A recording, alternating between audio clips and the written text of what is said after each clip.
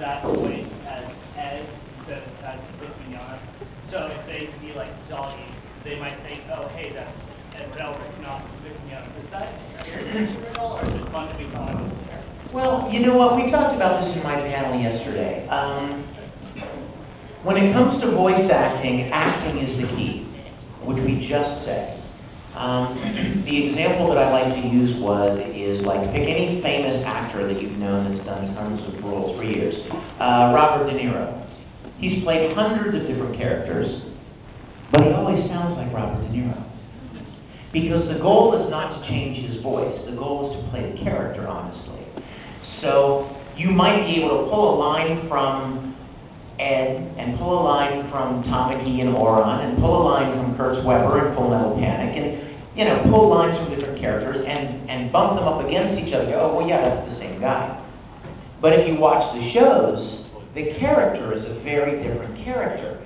So it's not about changing your voice. It's about playing the role accurately and authentically. There are many voice actors whose voices you recognize immediately. Some of us have very recognizable voices.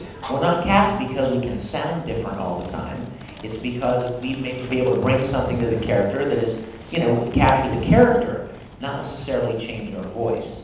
So, and Troy is amazing. He's got an amazing range of versatility. And I've done a lot of roles that are very different than Edward Elric. And one of my favorite compliments is when somebody writes me and goes, oh my gosh, that was you in such and such a show? I had no idea. That's something an actor loves to hear.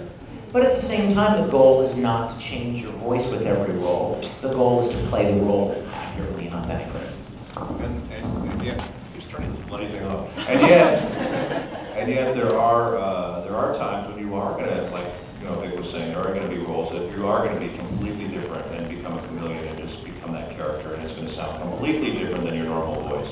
And those are a lot of fun to play too. Like in a Star But Ocean. it depends on what the role is. Star Ocean, when we did I don't know how many different characters, let's just see how far we can go with this and how many different things we can get. But the difference between Yuri and Snow, they're different characters, but it's the same voice. It was like, do a line as Yuri. I'm like, it's 11:30.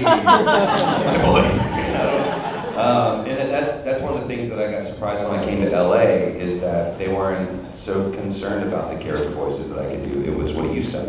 We want to know. And I think you do have a very unique voice, and clearly you do too. And it's fun to be able to watch a show or to play a game and go, hey, and be able to pick people out. But then also, like you said, the great compliment of going, holy crap, it was you. So it's cool.